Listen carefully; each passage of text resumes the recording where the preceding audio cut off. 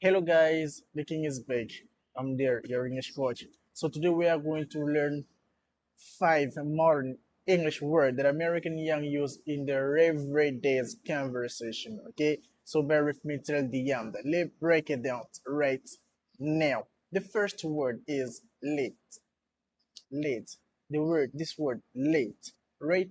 Late en français ça veut dire super, une ambiance de folie, ok, cool, et ainsi de suite. Justement, pour remplacer great, mais d'une manière argotique, ok, ce sont souvent les jeunes qui l'utilisent. For example, that's late, ok, that's late. That's late, c'est tout comme tu dis, that's great, c'est super, c'est génial. Let's take this example. Hey, the party was late, guys. No cap. The party was late, guys. No cap. La fête était géniale, les gars, sans mentir. La fête était géniale, les gars, sans mentir. The concert is late, bro. Better come. The concert is late, bro. Better come. Hmm? Le concert est tellement génial, mon pote. Faut que tu viennes. Tu dois venir. Ok? On le prononce les, ok? Parce que les Américains souvent parlent rapidement, ok? Mais la prononciation c'est late, right? Late, ok? Late.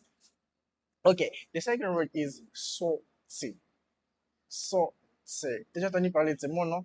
Dans l'ordinaire, de façon simple, littéraire, ça veut dire salé. Quelque chose qui a beaucoup plus de sel. D'accord? Tu peux dire, ah, les fourrés sont sortis, à quel intérêt?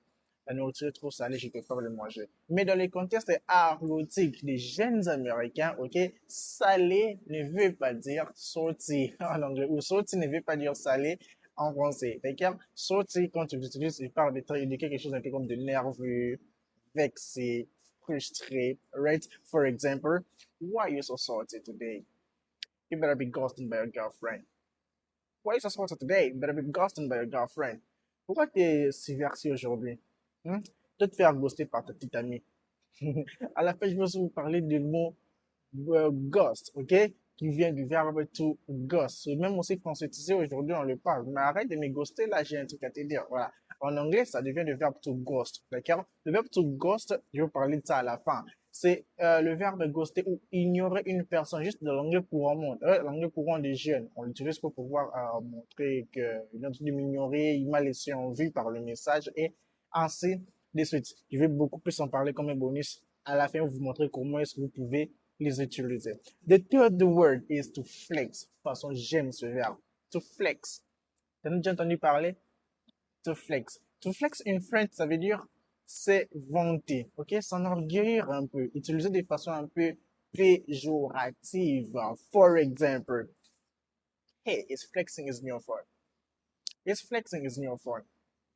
Il est en train d'inventer son nouveau bigot. Il est en train d'inventer son nouveau téléphone. Hey, stop flexing, man. You don't have now something great. Stop flexing, man. Your eyes something great. Les gens américains souvent disent comme ça. Ils ont un mot qui exprime la négation chez eux, ok?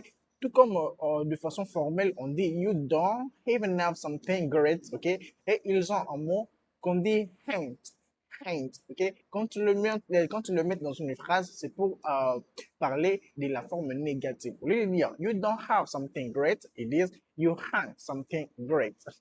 Si tu veux parler comme les jeunes américains, faut jamais zapper mes vidéos. N'oublie pas, abonne-toi, like et puis partage. The fourth word is low key.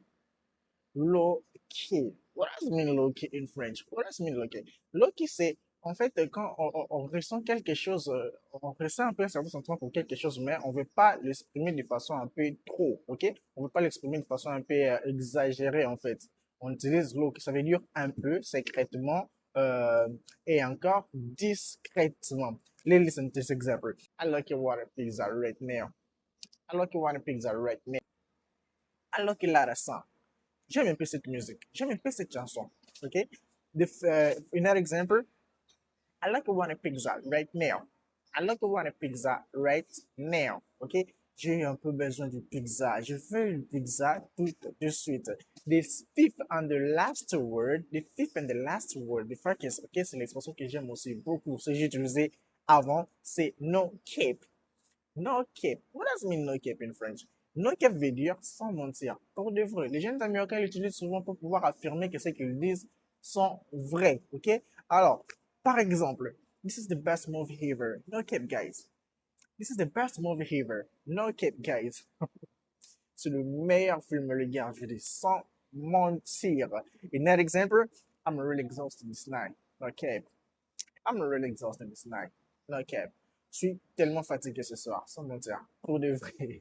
Alors, vous avez appris avec moi 5 mots argot ou parler comme les jeunes américains. Ok?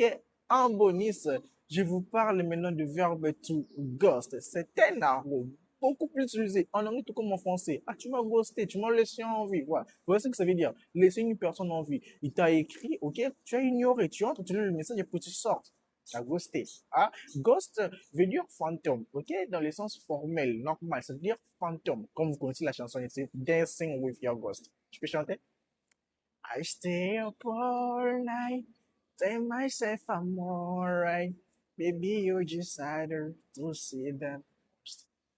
I put the record on, wait till I hear a song. Every night I'm dancing with your ghost.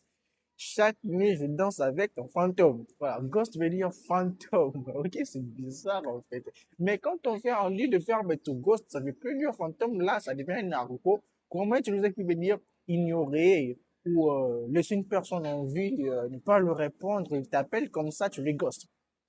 Utiliser ça beaucoup, c'est très utilisé aujourd'hui. Ça va vraiment vous paraître comme un pro. Ok, tu as appris to flex, lock in, no cape. Ok, tu as encore appris to flex, j'ai déjà cité, to flex, no key, no key, late. Et autre expression que j'ai encore oublié. Alors, n'oublie pas de faire ton devoir. Liker, share, partager, ce que je viens de dire, de share. Et on se voit à la prochaine vidéo. Remember, with Coach the King, we speak like pro. Let me meet in the next video, guys. Love you. Peace.